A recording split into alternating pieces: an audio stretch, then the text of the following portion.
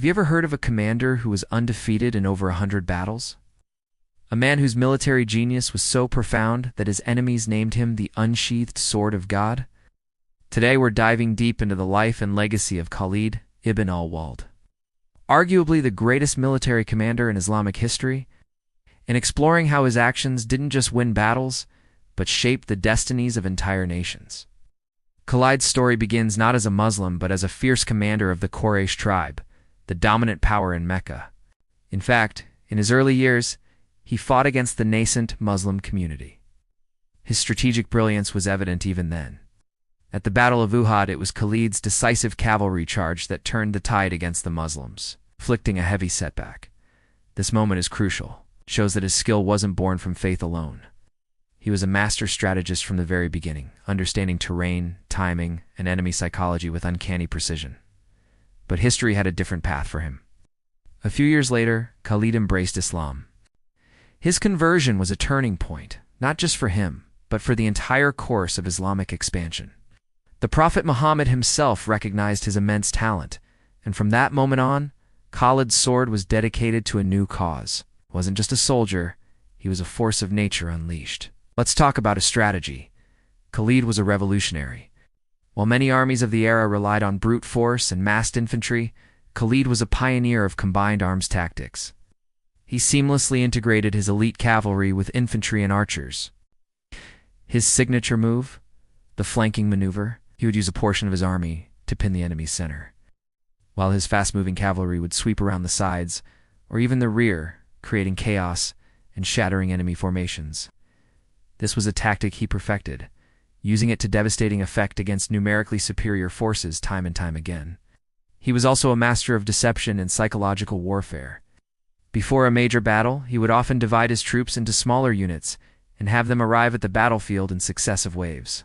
To the enemy, it looked like endless reinforcements were pouring in, demoralizing them before a single sword was even drawn. This psychological edge was often as powerful as his cavalry charges. He understood that a battle is won in the mind before it's won on the field. Now, let's look at Khalid as a warrior. He led from the front. This wasn't a general who sat in a tent, moving pieces on a map. He was in the thick of the fighting, his presence inspiring immense courage in his men. Legends say he broke 9 swords in the Battle of Mu'tah, a testament to his personal ferocity. His soldiers knew that their commanders shared the same risks they did, forging a bond of loyalty and trust that was unbreakable. This wasn't just bravery. It was a core part of his leadership philosophy. When your leader is the first to charge, you charge with him. This brings us to his leadership.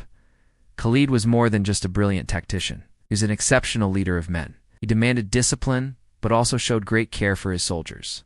He ensured they were well-equipped, well-fed, and that the spoils of war were distributed fairly. He was known for his decisive and quick thinking. In the midst of a chaotic battle, when others would panic, Khalid remained calm, analyzing the situation and issuing clear, concise orders. His ability to maintain command and control under extreme pressure was legendary. This leadership was put to the ultimate test during the Ridda Wars, or the Wars of Apostasy, after the Prophet Muhammad's death. Several Arab tribes rebelled, threatening to tear the nascent Islamic State apart. It was Khalid who was entrusted to bring them back into the fold. His campaign was a whirlwind of speed and efficiency. He moved his army with incredible rapidity across the vast Arabian desert, surprising and defeating one rebel force after another. The most famous of these was the Battle of Yamamah against the false prophet Musaylama. It was a brutal, bloody battle, but Khalid's tactical genius and unwavering resolve secured a decisive victory, effectively saving the unity of the new Islamic State. Without this victory, the history of the Middle East could have been vastly different. After unifying Arabia, Khalid's gaze turned outward, towards the 2 superpowers of the day, the Byzantine Roman Empire and the Sassanid Persian Empire. These were ancient, powerful empires with professional, well-equipped armies that had dominated the region for centuries. To them, the Arabs were just desert nomads. They were about to learn a harsh lesson. Khalid's campaign in Persia was a masterclass in blitzkrieg warfare, long before the term was ever invented. In less than a year, he conquered most of Mesopotamia, modern-day Iraq, winning a dozen battles against Sassanid forces that often outnumbered his own.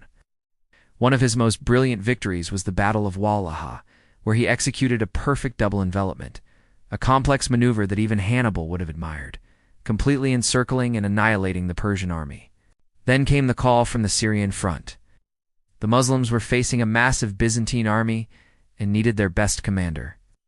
In an act of unparalleled audacity, Khalid led a small contingent of his army on a perilous march across the waterless Syrian desert. It was a journey no army had ever attempted.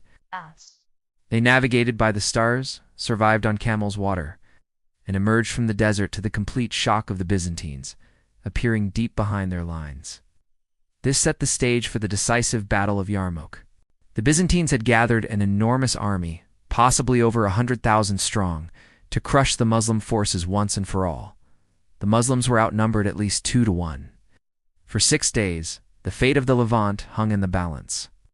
The battle was a chaotic, swirling melee. On the 4th day, known as the Day of the Lost Eyes, the Byzantine archers unleashed a volley so thick that many Muslims were blinded.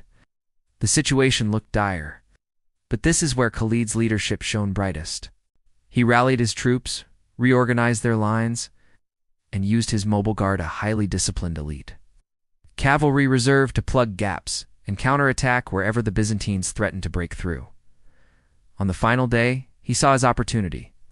As a sandstorm brewed, he launched an all-out cavalry charge, personally leading it, that shattered the Byzantine left flank. This triggered a chain reaction, leading to a complete collapse of the Byzantine army. Yarmouk was not just a victory, it was an annihilation.